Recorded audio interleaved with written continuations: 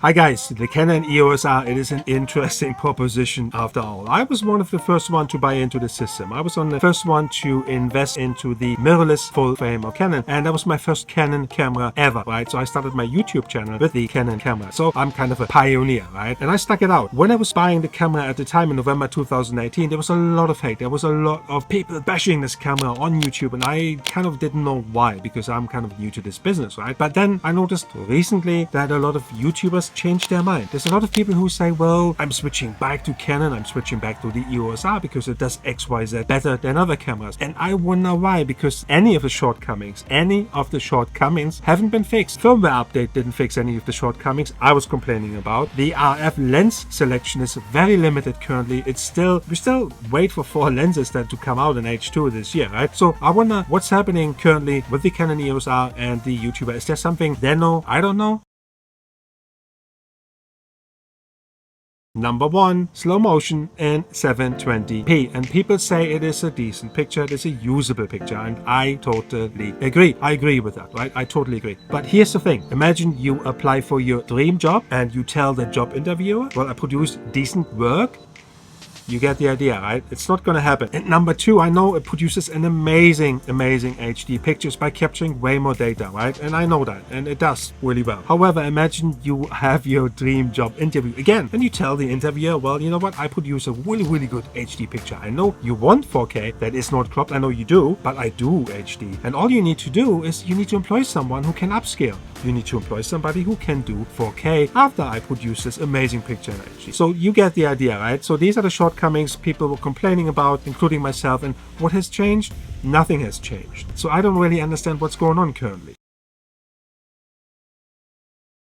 So look, there's nothing wrong with a workaround. We all have to think positive, and I can't see a business relation, right? You pay a lot of money, what do you get for that? And I know Canon is fixing, or they're attempting to fix a lot of these things, and we're gonna see more in H2 for sure. And I'm gonna tell you the 3 things right now, 3 things that keep coming up in my weekly, daily workflow with this camera over and over again. That just needs to be fixed. And the one thing, I'm gonna tell you afterwards, the one thing that keeps me in the system for now. So here are the 3 things that really bug me on a daily basis. And 2 of them are minor and 1 of them is major. So number 1, not having a dial that really switches between the modes, right? I know this may not sound a lot to other people, but it is really, when you have like 4 gimbals and 15 other people around you and you want to just shoot one thing, or you want to take a picture because you think this is the perfect thumbnail, and a slow motion that suddenly pops up, you think this is gonna blow out your video, well, you have to fiddle around. That is just not something I want to do moving on. Number 2 is the slow motion,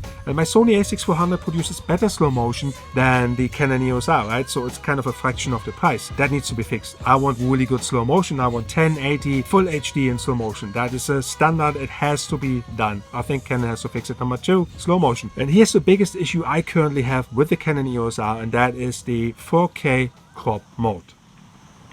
Yeah.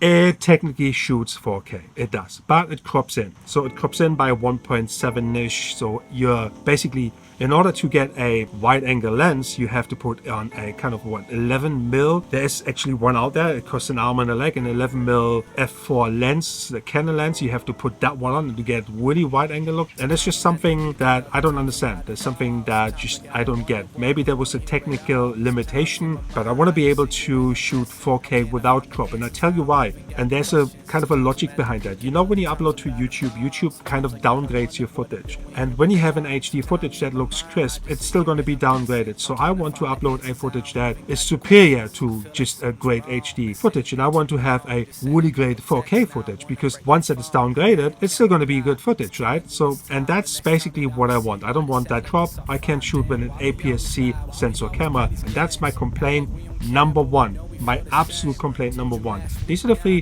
things that really keep coming up in my daily workflow. So here's my number 1 thing that really keeps me in that Canon EOS R ecosystem, if you like. We have the menu system, we have the flippy screen, and we know all of that. These are all good things, and we appreciate and we value that on our cameras, if you have one, right? Flippy screen, I mean. The number 1 thing that keeps me in this system is absolutely CeeLo. And I never thought I can see such a variety, such a huge variety variety of colors popping up in my image. It's absolutely mind-blowing. The C-Log, once you have figured out what color grading you need and what LUT you need, and you have different looks obviously, you go after. But the possibility with that feels almost endless. You know, there's a lot of people out there say, okay, you can shoot with your mobile phone and what have you. Good, all fine, go for it. I like to have the possibility to get more out of the footage and get more out of the camera if it is possible. I want to leave you with one final thought, maybe two. Imagine the Canon EOS R would not have a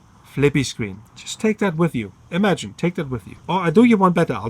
Imagine the Sony a7 III has a flippy screen. Let me know in the comments below what you would go for. Would you still go for the Canon EOS R? What would your choice be? Thank you for watching. Jens here from All Star Space. See you next time. Still in Marbella.